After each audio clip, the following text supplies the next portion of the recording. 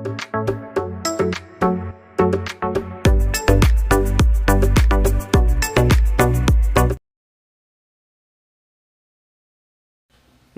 ഏവർക്കും study Nifty മലയാളത്തിൻ്റെ daily market ന്യൂസിലേക്ക് സ്വാഗതം. ഇന്ന് നവംബർ 21 വെള്ളിയാഴ്ചയാണ്. ഇന്നലത്തെ ഇന്ത്യൻ വിപണിയിലേക്ക് വന്നാൽ 26,100 എന്ന വളരെ പ്രധാനപ്പെട്ട ഒരു ലെവൽ ഇന്നലെ നിഫ്റ്റി ബ്രേക്ക് ചെയ്തിരിക്കുന്നു. ഇനി ഓൾ ടൈം ഹൈ ലെവലായിട്ടുള്ള 26,277 അപ്സൈഡിലെ പ്രധാനപ്പെട്ട ഒരു ലെവലായിട്ട് വരുന്നത്. അത് ബ്രേക്ക് ചെയ്യേണ്ടതായിട്ടുണ്ട്. സെപ്റ്റംബർ 27, 2024 ക്രിയേറ്റ് ചെയ്ത ഒരു ഓൾ ടൈം ഹൈ ലെവലായിരുന്നു അത്. ഇന്നലെ നിഫ്റ്റി ഈ ഓൾ ടൈം ഹൈ ലെവലിന് തൊട്ടരികെ എത്തി. 26,247 ആയിരുന്നു ഇന്നലത്തെ ഹൈ ആയിട്ട് വരുന്നത്. ഇന്ന് പക്ഷേ ഗ്ലോബൽ മാർക്കറ്റുകളൊക്കെ പൊതുവിൽ വീക്കാണ്. കൂടാതെ നാസ്ഡാക്ക് ഇന്നലെ 2% മുകളിൽ ഇടിഞ്ഞാണ് ക്ലോസ് ചെയ്തിട്ടുള്ളത്. ഏതായാലും ഇന്ന് പുതിയ all time high level touch ചെയ്യുമോ എന്ന് നമുക്ക് കാത്തിരുന്ന് തന്നെ കാണാം. ഇനി ഇന്നത്തെ ഏറ്റവും ഹൈലൈറ്റ് ആയിട്ടുള്ള കുറച്ച് വാർത്തകളിലേക്കാണ്. ഒക്ടോബറിൽ കോർ സെക്ടർ വളർച്ച മന്ദഗതിയിലായിരിക്കുന്നു. 14 മാസത്തിലെ ഇടയിലെ ഏറ്റവും ദുർബലമായിട്ടാണ് ഈ ഡാറ്റ പുറത്തു വന്നിരിക്കുന്നത്.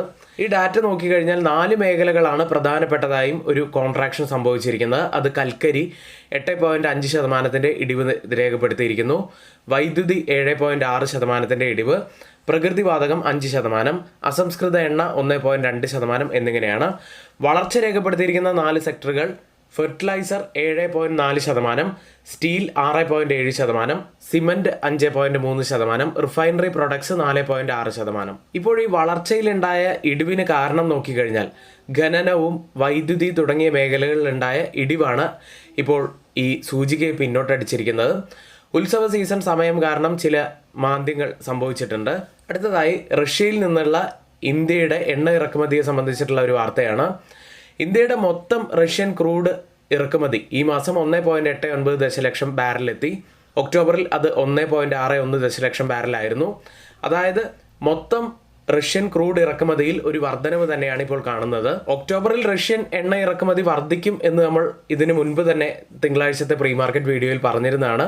അത്തരത്തിൽ കൃത്യമായിട്ടുള്ള ഡാറ്റ ഇപ്പോൾ പുറത്തു വന്നിരിക്കുന്നു. എന്നാൽ ഇതിൽ മറ്റൊരു കാര്യം കൂടി ശ്രദ്ധേയമായിട്ടുള്ളത്, റഷ്യയിൽ നിന്നുള്ള പുതിയ എണ്ണ ലോഡിംഗ് കുത്തനെ കുറഞ്ഞിരിക്കുന്നു. ഒക്ടോബറിൽ 1.86 ദശലക്ഷം ബാരലിൽ നിന്ന് ഇപ്പോഴത് 9,82,000 ബാരലായി കുറഞ്ഞിരിക്കുന്നു.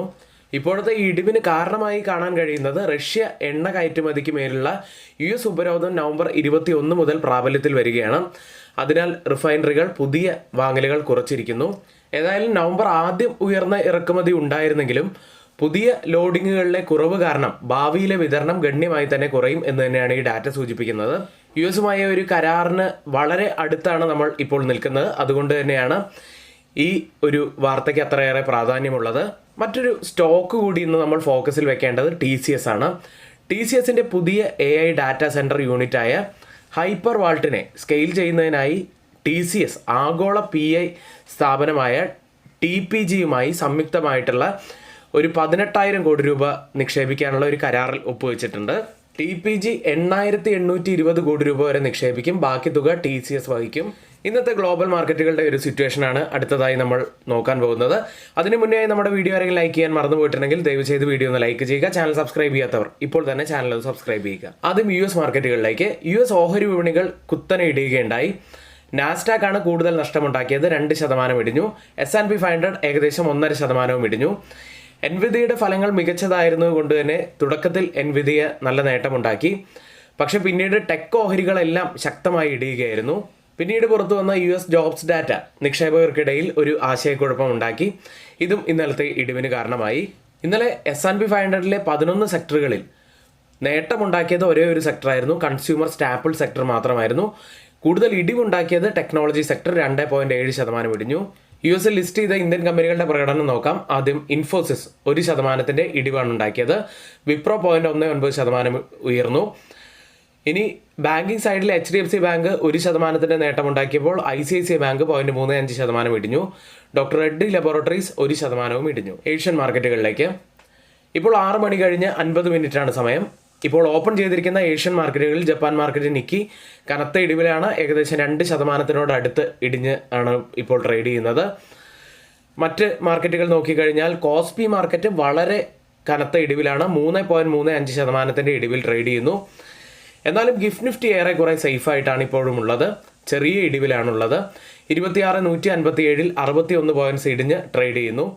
അതായത് ഇപ്പോഴത്തെ ഈ ഒരു നില വെച്ച് ഏകദേശം 60 പോയിന്റ്സിന്റെ ഒക്കെ ഒരു ഗ്യാപ് ഡൗൺ ഓപ്പണിങ്ങിനാണ് സാധ്യതയുള്ളത്. ജപ്പാനിലെ കോർ ഇൻഫ്ലേഷൻ ഒക്ടോബർ മാസത്തിൽ കുത്തനെയുള്ള ഒരു ഉയർച്ച രേഖപ്പെടുത്തിയതാണ് ഇപ്പോൾ ജപ്പാൻ മാർക്കറ്റ് കനത്ത ഇടിവിലേക്ക് പോകാൻ കാരണമായത്. US മാർക്കറ്റുകൾ ഇടിഞ്ഞെങ്കിലും ഇന്നലെ യൂറോപ്യൻ മാർക്കറ്റുകൾ ശക്തമായിട്ടാണ് ക്ലോസ് ചെയ്തിട്ടുള്ളത്, പോസിറ്റിവിറ്റിയിലായിരുന്നു. ഇനി കേരളത്തിലെ ഗോൾഡ് പ്രൈസ് ഇന്നലെ പവന് 91,120 രൂപയാണ്. ക്രിപ്റ്റോ കറൻസിയിലേക്ക് വന്നാൽ ബിറ്റ് കോയിൻ 87,205 ഇപ്പോൾ ഉള്ളത്. ഏകദേശം 2% ഇടിവിലാണ് ഇപ്പോൾ ട്രേഡ് ചെയ്യുന്നത്. ഓയിൽ പ്രൈസുകൾ ഇന്നലെയും ഇടിഞ്ഞാണ് ക്ലോസ് ചെയ്തിട്ടുള്ളത്. WTI 0.5% ഇടിഞ്ഞപ്പോൾ ബ്രന്റ് ഫ്യൂച്ചേഴ്സ് 0.2% ഇടിഞ്ഞത്. ഇനി നമ്മുടെ വീഡിയോയ്ക്ക് ലൈക്ക് ചെയ്യാൻ മറന്നിട്ടുണ്ടെങ്കിൽ ഇപ്പോൾ തന്നെ ഒന്ന് ലൈക്ക് ബട്ടൺ ഒന്ന് ക്ലിക്ക് ചെയ്യുക. മാത്രമല്ല ആർക്കെങ്കിലും നമ്മുടെ പെയ്ഡ് എഡ്യൂക്കേഷൻ ടെലഗ്രാം ചാനലിൽ വെറും 1,299 രൂപയ്ക്ക് 3 മാസത്തേക്ക് 55% ഡിസ്കൗണ്ടോട് കൂടി ജോയിൻ ചെയ്യാൻ താല്പര്യമുണ്ടെങ്കിൽ ഇപ്പോൾ തന്നെ തൊട്ട് മുകളിലെ വാട്സ്ആപ്പ് നമ്പറിൽ ഒന്ന് മെസ്സേജ് അയച്ച് നിങ്ങൾക്ക് ജോയിൻ ചെയ്യാവുന്നതാണ്. ഇനി ഇന്നത്തെ ചില പ്രധാനപ്പെട്ട സ്റ്റോക്ക് ന്യൂസുകളിലേക്ക്. ആദ്യം AWL അഗ്രി ബിസിനസ് എന്ന കമ്പനിയാണ്. ബ്ലോക്ക് ഡീലുകൾ വഴി അദാനി കമോഡിറ്റീസ് 7% വരെ ഓഹരികൾ വിറ്റേക്കും. ഡീൽ സൈസ് 2,501 കോടി രൂപയാണ്. ഫ്ലോർ പ്രൈസായി നിശ്ചയിച്ചിരിക്കുന്ന 275 രൂപയുമാണ്. അടുത്ത മാക്സ് ഫിനാൻഷ്യൽ സർവീസ് എന്ന കമ്പനി. ബ്ലോക്ക് ഡീലുകൾ വഴി മാക്സ് വെഞ്ചേഴ്സ് മാക്സ് ഫിനാൻഷ്യൽ 0.46% ഓഹരികൾ വിറ്റേക്കും. ഡീൽ സൈസ് 270 കോടി രൂപയാണ്. ഫ്ലോർ പ്രൈസ് 1,675.5 രൂപയുമാണ്. അടുത്തത് ഹുണ്ടായ് മോട്ടോർ ഇന്ത്യ എന്ന കമ്പനിയാണ്. കാറ്റാടി ഊർജ്ജ കമ്പനിയായ FPEL TN വിൻഡ് ഫാം എന്ന കമ്പനിയിൽ 21.46 കോടി രൂപ ഹുണ്ടായ് മോട്ടോർ ഇന്ത്യ നിക്ഷേപിക്കും. ഇപ്പോൾ 26.49% ഓഹരികൾ ഹുണ്ടായ് മോട്ടോർ ഇന്ത്യയുടെ കൈവശമുണ്ട്. ഇതോടെ ആകെ നിക്ഷേപം 38.05 കോടി രൂപയായിരിക്കും. അടുത്ത ഗരുഡ കൺസ്ട്രക്ഷൻ എന്ന കമ്പനിയാണ്. പുതിയ CEO ആയി ശാന്തിലാൽ ഗഗ്ഗറിനെ കമ്പനി നിയമിച്ചു. അടുത്തത് സാഗിൾ പ്രീപെയ്ഡ് ഓഷ്യൻ സർവീസസ് എന്ന കമ്പനിയാണ്. BIBA ഫാഷനുമായി ഒരു കരാറിൽ കമ്പനി ഒപ്പുവെച്ചു. അടുത്തതായി ഗോദ്രേജ് പ്രോപ്പർട്ടീസ് എന്ന കമ്പനി. നാഗ്പൂരിൽ 115.71 കോടി രൂപയുടെ പുതിയ ലാൻഡ് പർച്ചേസ് കമ്പനി നടത്തിയിരിക്കുന്നു. ഇന്ന് F&O സെഗ്മെന്റിൽ ബാനായ സ്റ്റോക്കുകൾ സെയിൽ, സമ്മൻ ക്യാപിറ്റൽ തുടങ്ങിയവയാണ്. ഇനി FIDA ആക്ടിവിറ്റിയിലേക്ക്. FIS ഇന്നലെ നെറ്റ് ബയ്യേഴ്സ് ആയ ദിവസമായിരുന്നു. അതായത് മാർക്കറ്റ് നല്ല അപ് ട്രെൻഡിൽ നിൽക്കുമ്പോൾ FIS കൂടി ബയ്യിങ്ങിലേക്ക് വരുന്നത് നല്ല പോസിറ്റീവായിട്ടുള്ള കാര്യം തന്നെയാണ്. ഇന്നലെ 284 കോടി രൂപയ്ക്കാണ് FIS ബൈ ചെയ്ത്. DIS ആവട്ടെ 824 കോടി രൂപയ്ക്ക് ബൈ ചെയ്തു. ഇന്ന് നമ്മൾ നിഫ്റ്റിയിലും ബാങ്ക് നിഫ്റ്റിയിലും ശ്രദ്ധിക്കേണ്ട പ്രധാനപ്പെട്ട കുറച്ച് കാര്യങ്ങളിലേക്കാണ്. നിഫ്റ്റി ഇന്നലെ ക്ലോസ് ചെയ്യുന്നത് 26,192 140 പോയിന്റ്സ് ഉയർന്നാണ്. നിഫ്റ്റിയുടെ ചാർട്ട് നമ്മൾ വാച്ച് ചെയ്യുകയാണെങ്കിൽ നല്ല ഒരു അപ്പ് മൂവ് ആയിരുന്നു ഇന്നലെ നമുക്ക് ലഭിച്ചത്. ഒക്ടോബർ മാസത്തെ സ്വിംഗ് ഹൈ ആയിട്ടുള്ള 26,100 ഇന്നലെ ബ്രേക്ക് ചെയ്യുകയുണ്ടായി. കൂടാതെ നമ്മൾ നോക്കുകയാണെങ്കിൽ ഇനി അപ്സൈഡിൽ 26,277 ഓൾ ടൈം ഹൈ ആയിട്ട് വരുന്നത്. അതായത് 26,280 ലെവല് നമ്മൾ പ്രത്യേകം ശ്രദ്ധിക്കേണ്ടതുണ്ട്. ഇത് കൂടാതെ കൂടുതൽ ഓപ്പൺ സ്ട്രൈക്ക് ചെയ്തിരിക്കുന്ന മറ്റൊരു സ്ട്രൈക്ക് 26,300 അപ്പോൾ 26,280 മുതൽ 26,300 വരെയുള്ള ആ ഒരു ലെവൽ ആ ഒരു സോൺ നമ്മൾ പ്രത്യേകം ശ്രദ്ധിക്കേണ്ടതുണ്ട്. ഇവിടെ നമുക്ക് കാണാം ഒരു 3 വൈറ്റ് സോൾജേഴ്സിന് സമാനമായ കാൻഡിൽ സ്റ്റിക് പാറ്റേൺ ആണ് ഫോം ആയിരിക്കുന്നത്. അവിടെ നിന്നും നല്ലൊരു അപ്പ് മൂവ് ആണ് നമുക്ക് ലഭിച്ചിരിക്കുന്നത്. ഇനി ഒരുപക്ഷെ 26,300 ബ്രേക്ക് ചെയ്യുകയാണെങ്കിൽ നമുക്ക് 26,500 വരെയൊക്കെ പോകാനുള്ള സാധ്യതകളുണ്ട്. ഒരു ഇമീഡിയറ്റ് സപ്പോർട്ട് ആവാൻ സാധ്യതയുള്ളത് 26,000 എന്ന സൈക്കോളജിക്കൽ ലെവൽ തന്നെയാണ്. ഇന്നലത്തെ ഇൻട്രാഡേ ഹൈ എന്ന് പറയുന്നത് 26,247 ആയിരുന്നു. അതായത് ഓൾ ടൈം ഹൈ ലെവലിനൊക്കെ വളരെ അടുത്ത് വരെയാണ് ഇന്നലെ എത്തിയിരുന്നത്. അതായത് നല്ല പോസിറ്റിവിറ്റിയിൽ തന്നെയാണ് നിഫ്റ്റി ഇപ്പോൾ ഉള്ളത് എന്ന് തന്നെയാണ് കാണുന്നത്. അടുത്തതായി ചേഞ്ച് ഇൻ ഓപ്പൺ ഇൻട്രസ്റ്റ് ഡാറ്റയിലേക്കാണ്. 26,200 സ്ട്രൈക്കിൽ 278% വർധനമാണ് പുട്ട് സൈഡിൽ കാണുന്നത്. ലോങ് ബിൽഡപ്പ് തന്നെ.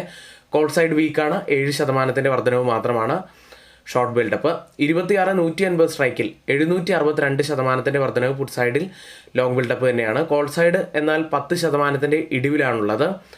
ഒരു ഷോർട്ട് കവറിംഗ് ആണ് ആ സ്ട്രൈക്കിൽ നടക്കുന്നത്. 26,250 സ്ട്രൈക്കിൽ 683% വർധനവ് പുട്ട് സൈഡിൽ. Long build-up. കോൾ സൈഡിൽ 98% വർധനവ് ഒരു ഷോർട്ട് ബിൽഡപ്പ് കാണാം. ഈ 3 സ്ട്രൈക്കും കമ്പയർ ചെയ്യുമ്പോൾ മാർക്കറ്റിനെ മുകളിലേക്ക് കൊണ്ടുപോകാൻ കഴിവുള്ള പുട്ട് സെല്ലേഴ്സ് നല്ല സ്ട്രോങ് ആയി നിൽക്കുന്നു എന്നാണ് കാണുന്നത്. വീക്ക്ലി ഓപ്പൺ ഇൻട്രസ്റ്റ് ഡാറ്റ പ്രകാരം ഒരു റെസിസ്റ്റൻസ് ആവാൻ സാധ്യതയുള്ളത് 26,500 സപ്പോർട്ട് ആവാൻ സാധ്യതയുള്ളത് 26,000 ബാങ്ക് നിഫ്റ്റിയിലേക്ക് 59,348 132 പോയിന്റ്സ് ഉയർന്നാണ് ബാങ്ക് നിഫ്റ്റി ക്ലോസ് ചെയ്യുന്നത്. ബാങ്ക് നിഫ്റ്റിയെ സംബന്ധിച്ച് പറയുകയാണെങ്കിൽ അപ്സൈഡിലെ ഈ റെസിസ്റ്റന്റ് ട്രെൻഡ് ലൈനിന് മുകളിലായിട്ട് ഒരു ചെറിയൊരു ക്ലോസിംഗ് വെക്കാൻ സാധിച്ചിട്ടുണ്ട്. പക്ഷേ ഒരു കംഫർട്ടബിൾ ആയിട്ടുള്ള ക്ലോസിംഗ് ആയിട്ട് നമുക്ക് കാണാൻ കഴിയില്ല.